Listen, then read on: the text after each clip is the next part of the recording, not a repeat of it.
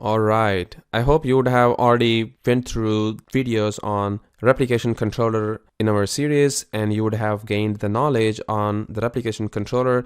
If you have not, so please take your time to go ahead and learn the replication controllers a little bit more detail, because that's exactly what we'll be discussing in this video while creating the Selenium nodes, which is nothing but the Chrome node or Firefox node or Safari or Opera node, something like that.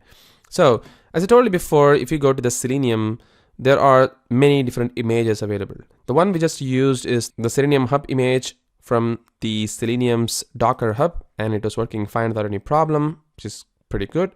And now the one which we are going to be using is this one, the Selenium node of Chrome. So we are going to make use of this particular node to connect with our hub. So if you go to the hub that we just accessed in our earlier video, and if you go to the console, you can see that we could able to see the console, we could able to see all the configuration details, which is all pretty good. But we don't really see node which is going to do the actual operation, like running the UI automated test on the browser. So this hub is basically like a server which is going to do nothing other than scheduling the execution with different nodes. So unless until there is nodes, the server is like a dummy and it doesn't really do anything for you. So that's why, if you remember in our earlier video, if you go in here, if you go to the deploy, we also have something called as a wd/hub/status. So this is the path which is used for giving you the live updates of what's really happening. Oops, let me remove this another slash in here. You can see it tells you that the status is currently false for the ready, because there is no node for the hub to serve, and also tells you that no spare hub capacity, because it's currently not doing anything in here. And it tells you the OS architecture for that particular hub, and also the Java versions and stuff, right? So basically this is like, it is not going to do anything for you, and that's the liveness probe of the Selenium grid itself. Now we need to somehow connect our nodes, this one, with this particular Selenium hub. So in order to do that, we are going to make use of the replication controller of Kubernetes. So I'm going to create a file. I'm going to call this as rep.yaml, and within this particular file, I'm going to start creating the replication controller for the Selenium Chrome. So again, I'm going to just type RE, and you can see that the template comes in, which is pretty awesome. So I'm just going to hit enter, and there we go. The replication controller is ready for us. And again, it tells you the app version, API version as v1, kind is replication controller, and the metadata is this one. And again, this is exactly the same thing that we discussed in our earlier video of creating the replication controllers and stuff. So everything is pretty good in here. So that's exactly what it is. And then we're going to start creating the replication controllers here. All right. So with the metadata, what I'm going to do is I'm just going to call this as Selenium rep, just for the name in here for the replication controller. And the number of replicas this time I'm going to be creating is basically 2. So basically it's going to create 2 Selenium nodes for us by just specifying 2 in here. So if you want to specify 3, then it's going to be 3 nodes for you, right? That's it. Not a big deal at all.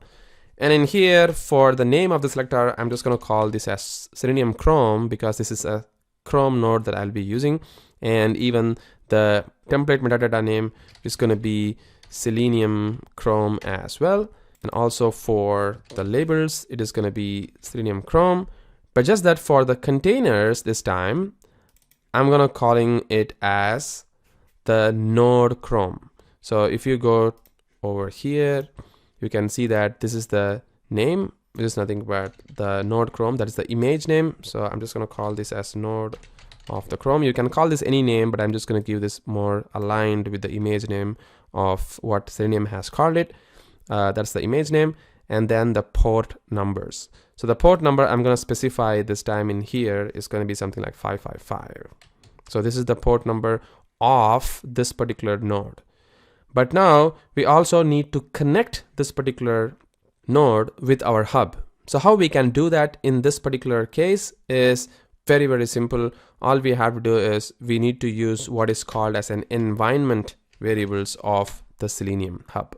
So the environment variable of Selenium Hub is always something like hub_host. So if you go in here, if you come all the way down, you can see there is something called as hub_host. This is the Docker file of the Selenium Hub. So I'm just going to be using that. You can see this is the host_hub, and there is something called as host_port, which is nothing but 4444, this one. So I'm just going to use these two details this time to connect with the Selenium Hub. So I'm just going to put the name as hub_host, and then I'm going to specify the value in here. So once I type the value, you can see that IntelliSense is actually coming, which is also pretty good.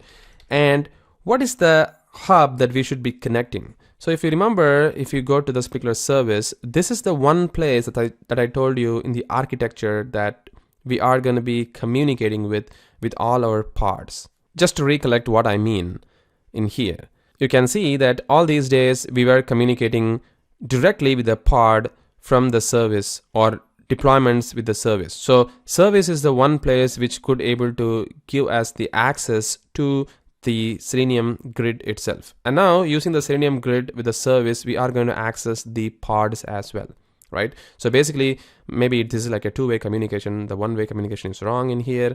The arrows should be like two-way communication there. Well, never mind about it yet. So you can see that in order to communicate with this particular hub using the service, we need to connect with the service in our Kubernetes. So in order for that to be done, we should be calling the name of the service that we have used within our Kubernetes deployment. So I'm going to be calling the name of our service, which is nothing but the Selenium SRV. So I'm just going to copy this guy, and this is the one we should be using for our replication controller's name of the hub host as well. So I'm just going to paste that over here. So this is the one that we should be using for the connectivity.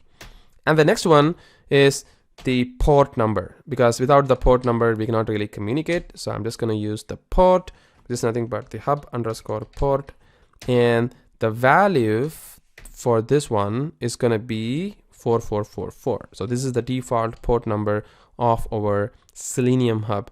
And if you go to the deployments over here, you have also specified the container port as 4444, right? So that's the one that we should be communicating with the replication controllers. So now that our replication controller is completely ready, now we are pretty good to go with the deployment of our nodes as well. This is all good at this point. So I'm just going to go to this Windows terminal, and I'm going to do as usual kubectl of create -f of replication.yaml file and hit enter. There you go. Now the replication controller is also ready. So now if I just do a get pods, you can see that it is creating the replication controllers for us. And now all the pods are up and running as well. It's very, very faster, right? So I'm just going to go all the way to my browser this time and to the console. You can see there is nothing in here with any nodes being connected. Now if I refresh this, guys, there you go. You can see that we have two Chrome based nodes up and running and connected with our Selenium Hub. That ends our actual architecture that we are hoping to happen, which is this one. So you can see we have connected all our pods. At least we don't have the Firefox and the Opera pod yet, but we still have the replication controller of the Chrome pod, or maybe the best way of saying is the Chrome replication controller, to connect with the service. And this replication controller is connecting via service to the deployments of the Kubernetes. That's how we should talk about in the Kubernetes way. But if we talk in Selenium's grid way, then we are connecting the Selenium Hub via the service for all the Selenium nodes like Chrome node in here. So our architecture is almost ready right now, and at this point we could able to communicate with our Selenium Hub. So this ends our Selenium grid setup itself. So you can also do a liveliness probe, something like the WD hub status this time, and you can see that it is now ready and the hub has the capacity to execute the test and everything is pretty good. So now you can see that our hub is up and running right now, and we can use this particular IP address and the port number within our test to run the test and see how we can able to execute the code and stuff, which we'll be discussing in our next video.